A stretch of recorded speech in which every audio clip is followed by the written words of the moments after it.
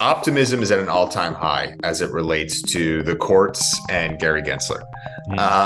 Following the XRP case, following the Grayscale decision, people are looking at this like, man, anything can happen. And if Coinbase is going to be successful with their motion to dismiss, and they're going to move on from the SEC's enforcement action here, you're going to get a lot of questions in DC.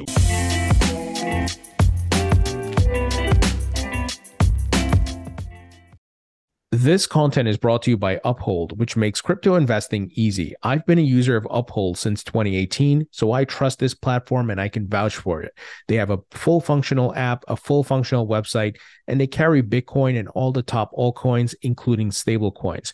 You can also trade precious metals on this platform, and as well as 37 fiat currencies. So Uphold is available in over 150 countries, and they are a safe platform. They have full reserve of customer assets. They don't commingle or lend your funds out, and they provide audits of their reserves. So it's a safe platform, and I trust it. I vouch for it, and I've interviewed the CEO, the CFO, and other representatives of the company.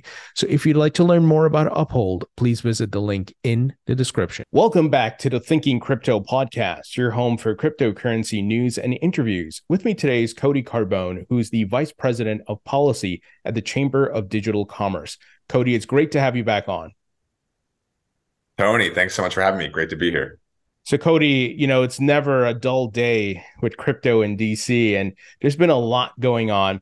But I want to start with the Digital Chamber, or the Chamber of Digital Commerce, meeting with the Digital Power Network. I saw a lot of tweets and a lot of talks about Bitcoin mining, meeting with different members of Congress. Tell us about that and what the goal of the Digital Power Network is.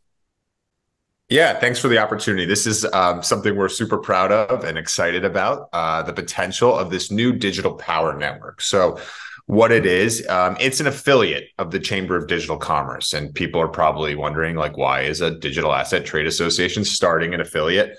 Well, as you know, and as know many of your viewers and listeners know, there are a lot of financial services related issues in crypto.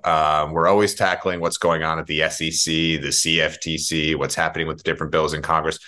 Bitcoin miners have a little bit different of an agenda. They have a little bit different of an issue set. And so as we were looking at all the miners, we realized that the best way to serve them is really give them a dedicated home that just focuses on their issues, focus on the issues related to energy and energy security, to national security, to supply chain. And so we started the Digital Power Network to make sure that we had this dedicated entity that just focuses on advocating for Bitcoin miners. And we started about a few weeks ago. And what you were referring to last week on Capitol Hill was our first introduction to the halls of Congress. And we went and we brought a lot of our miners and met with almost 40 members of Congress, which is awesome. The DPN represents about 50% of the US hash rate of mining. So I like to say the largest collective of Bitcoin miners in the United States. And that new affiliate will be their advocacy and education home for all things Washington related to their issues. That's great. And to your point, it makes sense to segment the Bitcoin miners because their segment of the market or industry is so unique. It's not like other altcoin projects and NFTs and DeFi, but it's a lot around energy and job creation locally and getting the infrastructure and all these things together. So that's really awesome. Yeah, I mean, you just said it. You said it best. Energy security, community revitalization, all the jobs that they're bringing into usually these somewhat depressed communities, and how they are taking over, former coal plants and fossil fuel plants and truly revitalizing them. And they're creating something great out of it, their energy use, and they're creating Bitcoin. And it's pretty awesome to see. And it's awesome that they now have a dedicated home to advocate for them in DC. Question for you. Historically, there's been a lot of pushback on Bitcoin mining because of, the energy FUD and different things that people have brought up over the years. But it seems to be less of that around Bitcoin mining now. Is it because like the work you folks are doing, educating, getting members of Congress up to speed, dispelling incorrect reports and headlines that are based on sensationalism. It seems like there's being more of an embrace around Bitcoin mining, especially in states like Texas. And I've been talking to various Bitcoin miners, and they're expanding across the United States. I like to think so, that it's from our work and it's from the great work of the miners, and kind of dispelling these misconceptions and bad narratives. It's hard to argue with facts, and if you look at the facts, if you were going to remove Bitcoin mining from the United States, it would have virtually zero impact on the climate. The fraction of energy and electricity that Bitcoin miners are using really does not make a difference on the climate. But they're doing really cool things with methane mitigation, with using renewable energies. And we talked about already the community revitalization and providing jobs. And so when you lay out truthfully, take away the headlines from some of the publications we've seen in some of the other sectors, take away those headlines, and you look at the facts of what Bitcoin miners are doing for the United States, especially while China has shut down Bitcoin mining, it's hard to argue or come up with any issues related to Bitcoin mining. And that is what our effort is supposed to do, is addressing those misconceptions and making sure members of Congress are educated. They're starting to wake up. And that's the beauty of it. I saw you met with Pete Sessions, if I'm not mistaken. I had interviewed him a couple of years ago, and then also Mike Flood. And did those meetings go well? Were they open to all those things? They went awesome. Pete Sessions, I saw that interview you did with him a while ago. He's a character. He is fun to talk to. And he can go on tangents, but he is great. And he has truly been a champion for Bitcoin mining. It helps that Riot has their Rockdale plant in his district. So he has witnessed firsthand the benefits of Bitcoin mining for the community. And then Congressman Flood, it was interesting. We went in there to advocate for Bitcoin mining, and all of a sudden it felt like the tables had been turned, and he's advocating for the miners to come to Nebraska. It was like, I see the benefits of this, and I've got these young Nebraska kids who are hungry, who want good paying jobs. And the first thing I think of is Bitcoin mining. And we have the cheapest power in the whole country in Nebraska. And we've got a ton of renewable energy because we've got all these data centers coming in to use our cheap power, and they're offsetting by, putting up wind turbines and hydro dams and nuclear. So Bitcoin miners come to Nebraska. And that was an interesting dynamic you don't usually get in Washington, where it's almost like the tables have been turned and someone's selling you. But that was really cool. So the meetings could not have gone better. And both sides of the aisle, truly, Republicans and Democrats, were embracing Bitcoin mining. We had a few Democratic offices that said, I had no idea, Bitcoin mining can do all these things. Like, I thought Bitcoin mining was hard hats, soot on their face, coal mining. And so if we have any takeaway from the day on the Hill with the digital power network, I think mining's just a bad term. And maybe there should be a campaign around addressing that term and trying to change it. Maybe it should be just Bitcoin processing or data processing.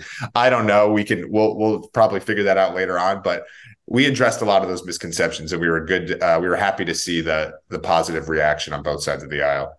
That's awesome. That's great to hear. And, I've spoken to quite a few Bitcoin miners, and, some of the things they mention is that to what we were talking about, bringing jobs back to the United States, in a sense, replacing some of the manufacturing jobs that have left the country permanently, and which the United States, as a, macro geopolitical thing, is trying to bring back. So it's creating jobs, and I think that's important. So it's a win-win. Absolutely. I mean, you look at some of these communities where they had these smelting plants or these coal plants. When they shut down, all those jobs went away. Yeah. And then those people, those were huge job generators for the community and huge revenue generators for the community, because when you lose those jobs, you lose barber shops, you lose restaurants. And so having these miners go in there and take over some of those plants, doing something good for the economy and the environment, and then also creating jobs, it really revitalizes whole communities. For sure. All right, let's move ahead to Elizabeth Warren, the Wall Street Journal, and crypto FUD. My favorite topic. So the Wall Street Journal, based on Elliptic's updated data, they did issue a correction. Some would argue it's not a full correction, but they did address some of the issues. Elizabeth Warren has not issued an apology or retracted any letters. What are you hearing about this, and do you expect her to do anything along those lines? I do not. Mm. I think she is to her credit, a masterful lobbyist, and a masterful messenger and communicator. And when she sees a crisis, like what is happening in Hamas, and before Hamas, it was North Korea using Bitcoins for weapons proliferation, she will use it to her advantage to push her agenda. And that is exactly what is happening here. So there was a hearing last week in Senate Banking on illicit finance and terrorist financing. And this was shortly after the elliptic statement came out. It was when a lot of the community started to push back on the facts and the data from that initial Wall Street Journal article. And instead of showing any kind of contrition or retraction in her testimony, Senator Warren doubled down and said, this is a problem. And we need to address it. The only way to address it is my bill. If you look at her bill, it doesn't do anything to address it. It does nothing to solve the terrorist financing aspects of what is happening. And we agree from the chamber side, and I think the entire industry would agree, there is a problem here. We don't want any terrorists or any bad actors using cryptocurrency because it makes all of us look bad. And we only want this to be used safely by consumers who want to solve problems with the technology, or they're looking for, a new financial system. So will she retract? Absolutely not. She's building a coalition and she thinks she's right. The hurdle that we need to get over with Senator Warren and some people that signed on to her coalition and her legislation is that they still don't believe digital assets, cryptocurrency, blockchain technology should exist. That's the hurdle we're trying to get over is, there's a lot of people in government in Washington now that say, okay, it's here. I might not like it, but I think it should exist and we should regulate it. Those people are easier to work with.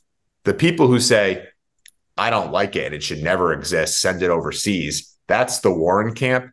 And those are the people that are signing on to her bill and her letter. And those are the people that are harder to educate. Yeah, I find that really incredible that they don't believe it should exist. This is not 2009, 2010, right? We're not in 2017 where you could have made those statements and, they maybe had some credibility, some validity to them.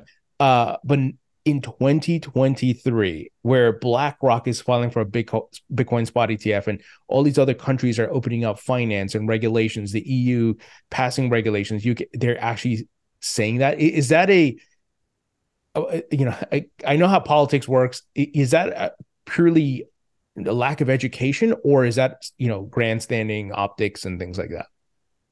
I think I would say 90% of the people who are signing on to Senator Warren's effort, lack of education. It is, I call them blank slate members of Congress. They have no understanding of the technology. And to their credit, they're very busy. And, the only time that they read about the technology is usually in a headline. And so they probably only, associate Bitcoin, cryptocurrency, digital assets with FTX and now Hamas. And if that's all you know about this technology, you're probably like, oh, I don't like this either. Why should this exist? And that is where Senator Warren is a masterful lobbyer. Be like, I agree. I've got this bill. Sign on and we can get rid of it. Wow. I think that's the lack of education component. I think for Senator Warren and some of the other members of Congress who are clearly more sophisticated on this, but they don't believe it should exist, they view digital assets as a threat to the U.S. regulatory system. They believe giving people an opportunity to have a new trustless financial services ecosystem where they can transact peer-to-peer without relying on the government or these super regulated intermediaries is a direct threat to everything they've been building, creating more and more financial regulations. They don't like that. That scares the heck out of them when their solution for most things is more government. There needs to be more government involvement. And so when they see something that's popping up and their constituents are getting interested in it and big institutions are getting interested in it, and it is the antithesis of everything they're advocating for, more government regulation, more and more and more. they see it as a threat and they want it gone. And that's the mindset I think that Senator Warren and some of the other more sophisticated members of Congress who truly don't like this stuff and want to remove it, that's where they're coming from. So obviously the chamber and many other crypto advocacy groups are working on educating and doing a lot of groundwork, right, in DC to try to change that. But how can the listeners, the average Joe and Jane who are listening, how can they help help you guys steer the ship in the right direction with these people who are working with Elizabeth Warren? There's one way. It's really simple. You have to make your interest in this technology known. You have to call your members of Congress. It is really easy for a member, especially those like that 90% of blank slate members, to ignore something they're not hearing about from their constituents.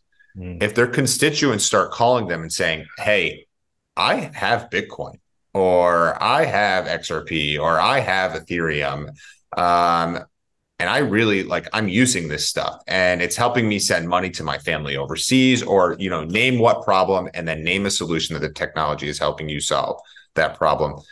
Raise that with your member of Congress. It's hard to ignore that.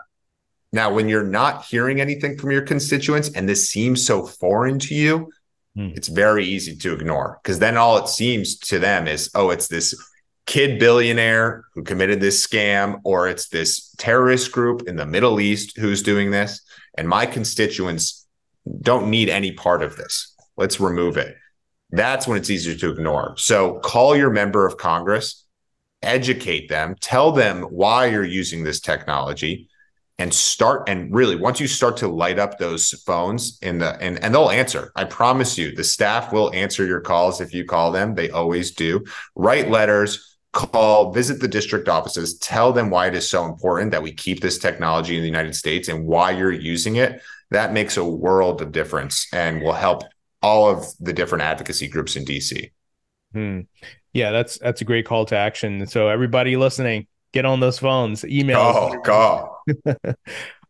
Now, also last week, Senator Lummis and Congressman French Hill both together collaborated, sending a letter to the DOJ and I believe the Attorney General, if I'm not mistaken, to investigate Binance and Tether. And I know Binance and Tether don't have a great reputation in DC, and in the macro geopolitical situation, I think we would want to see U.S. companies ascend to the top of the chart, as market leaders, Circle's USD and Coinbase. But what was the genesis of this letter? Was it related to the FUD that came out with the Hamas crypto financing as well? I believe so. To be perfectly transparent, I was pretty surprised they sent this letter. It seemed like, and for all of the grief Binance gets, and a lot of it seems very well deserved, but I'll let the facts play out, and Tether as well. It seemed like they were trying to do the right thing and work with Israel and work with some of the government bodies to identify Hamas accounts and close those accounts. And so I think when you look at this letter, I was surprised at the timing, but it seems to be directly related to some of that FUD from the Hamas accounts. And so what I think this was, and this is going to put my cynical DC political lobbyist House of Cards hat on, is that you look at this coalition that's building, very anti-crypto with Senator Warren leading the way. You look at the headlines that are tying terrorist financing directly to cryptocurrency. You've got French Hill and Cynthia Lummis, who have positioned themselves, rightfully so, as champions of the industry and want to see it regulated and flourish in the US. And if you're them, and you're sitting on the sidelines and all of these headlines are percolating and it's getting louder and louder that crypto is funding terrorist activity, you probably can't do nothing or say nothing. And so you want to find somewhere where you're not capitulating, but you're meeting them in the middle and you're saying, yes, there's a problem. Let's address the problem. We'll work with you. Even the champions can recognize the problem. So you're not ignoring it, but you're not going all the way to supporting some extreme efforts, like trying to get rid of it from Senator Warren. I think that's what this was. I think this was like a compromise where it's like, okay, we agree with you, there's a problem. It's actually just these overseas entities. Now, I don't think that's necessarily fair. Again, Right. there are a ton of problems with Binance and Tether that we could discuss and that the government is investigating right now. But until those facts come out, I don't think that was necessarily fair. But I just would, if I had to guess, and from what I've heard behind the scenes, I think that was a little bit of a, okay, there's a problem. Why don't we direct your attention to this problem? Because they're easy targets, and then let's continue to regulate the industry. I think that's what it was. Yeah, yeah. And I was like you, I was surprised because I've spoken to both Senator Lummis and French Hill, and they are both pro crypto, big Yeah. advocates, and so forth. So that caught me off guard. It came from left field, it seemed like, but maybe, like you said, a bit of optics, and to make sure that they are involved and steering the conversation in a different way. There have also been a lot of talks, and I saw the folks at Coinbase fighting back against this or pushing back against it. The IRS broker reporting requirements. Anything you can share there? Anything you're hearing as far as the IRS maybe backtracking or delaying certain things? Well, they've already given a 2-week extension to file comments. So if you have not filed comments, I would encourage you to do so. And truly, this is for any listener. They've now made it super easy with AI to go in and submit feedback, even though there's like 300 pages and 51 questions, I believe. So it is very dense and comprehensive, but I would encourage everyone to file feedback in the digital asset space. I don't think the IRS is backtracking right now. I don't think the extension is any indication of backtracking what their initial proposal was. But I do think there has been an incredible show from the industry, and an incredible lobbying effort from the industry in pushing back that has forced the IRS hand to wake up a little bit. And that's where this extension came from. Like, oh crap, there's probably a lot of feedback here that we don't expect. A lot of these notice and comment rulemaking proposals do not get a lot of attention.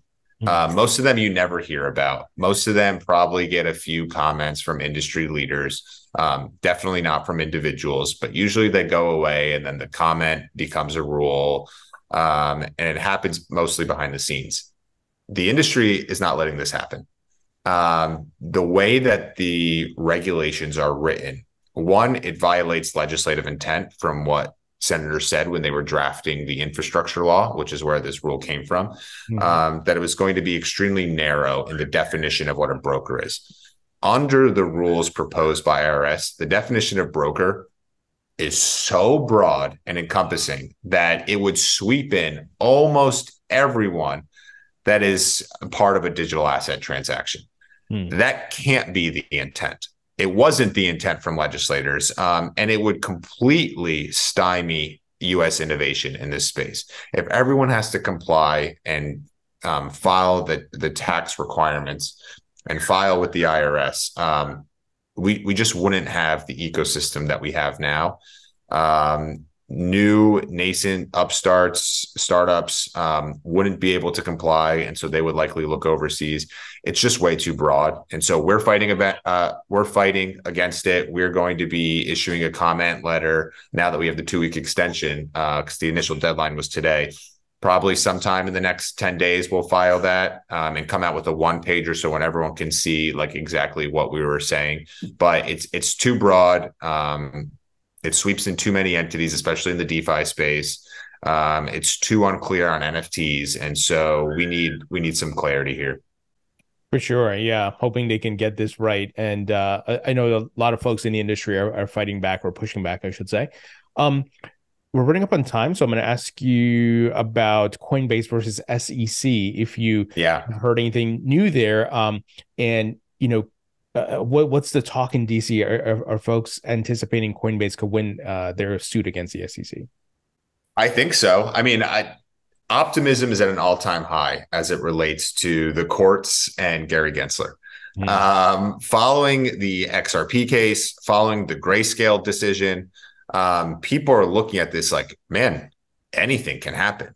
And if Coinbase is going to be successful with their motion to dismiss, and they're going to move on from the SEC's enforcement action here, you're going to get a lot of questions in DC. We already saw them after the Ripple case, where there were House Democrats and mostly House Democrats, but some Senate Democrats who were sitting on the sidelines for the last few years saying, all right, Gary Gensler, you say that you're going to regulate the entire industry. You say you have authority.